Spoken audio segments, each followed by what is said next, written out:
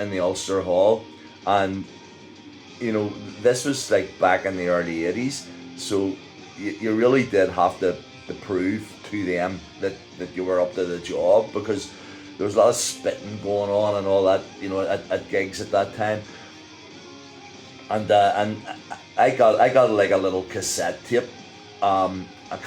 Funnily enough, I think I actually got it in Ripoff, where I ended up working a few years later. But and I listened to the tape, and I listened to the crowd reaction to the Emerald set, and it was amazing. Lady Marion we did, and it was just we did our own songs, and we did separate ways. Obviously, opened it up, and I don't know. Maybe people thought that was one of our own songs. We weren't going to let on. But afterwards, anyway, went backstage, walked past a room, looked in. There was Blackie at it with someone. Not going to say who, because it may end a marriage. But so went back upstairs, and I called Dazzy over, and I said to him, Dazzy, I don't know how much you gave that guy, but thanks so much, for doing it. Whatever we get out of the, as a fee. I think back then we were getting 50 quid or something, to do the show. I says, we'll give it to you, whatever you paid, because it was money worth spending. And he said, John, I didn't give him any money. And I went, but I saw the thing, the transaction and everything, and then the good sound. He says, no, I didn't give him money. And I had to bear in mind, this was like 1984 or whatever. And I said, well, if you didn't give him money and I saw a transaction going on, what did he actually put into his hand? He said, I put a bullet in his hand, squeezed it over, and said, there's one, there's 5 more if you don't give them another good sound. And the guy was, because I wondered, because afterwards, I wondered, because the guy was actually shitting himself, trying to make sure that our sound was like the best sound ever, sort of thing. And I hadn't actually realised, because I didn't know that at the time, Dazzy had actually basically said to him, you're getting the Belfast, fee, if you don't look after the Belfast band, and that was very, very, very early on, in the Emerald career, and Dazzy's, he's still a very dear friend of mine, and I love him with all my heart. But we went on and we had more adventures together afterwards. But that was the one, that was like the start-up thing. Put it in the hand, there's 5 more where that came from, give him a good sound. English guy, in Belfast going, oh.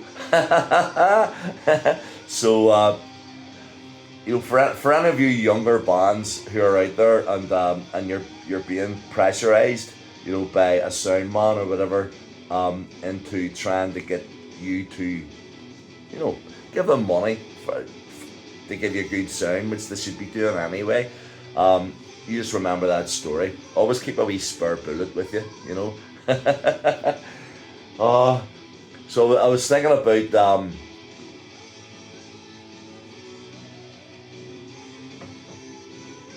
about my wee brother, because I was looking at JJ earlier on, and I collected him from school, and then I brought him to his kickboxing class, and I had got a wee message from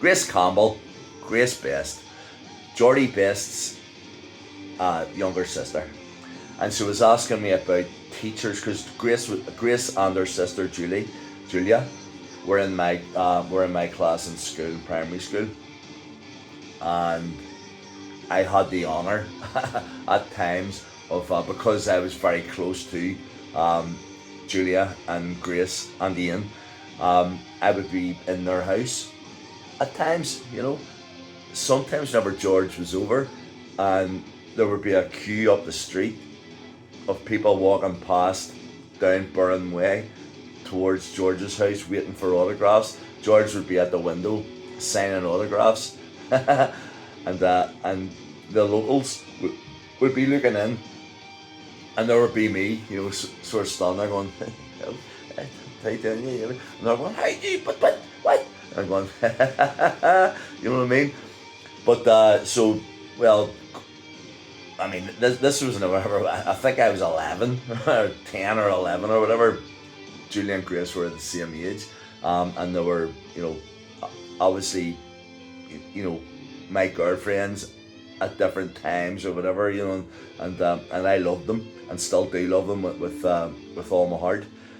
But Grace contacted me last week and asked me about a particular teacher that we had in primary school. So I couldn't remember them all, and I was sitting going, okay, I don't remember P1, I remember P2 was Mrs. Wilson, P3, not sure, Mrs.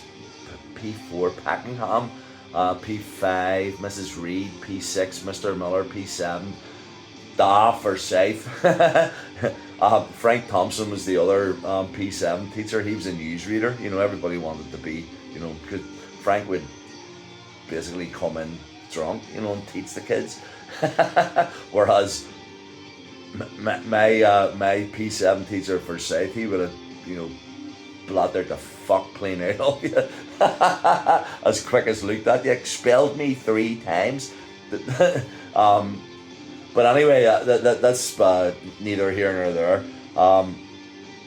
So I was thinking about those times, and I went, right, okay, the only time I can think of really is really P2, whenever I was, when I think about this is amazing, because this is me actually recollecting things that were happening before, my son's age in the same school.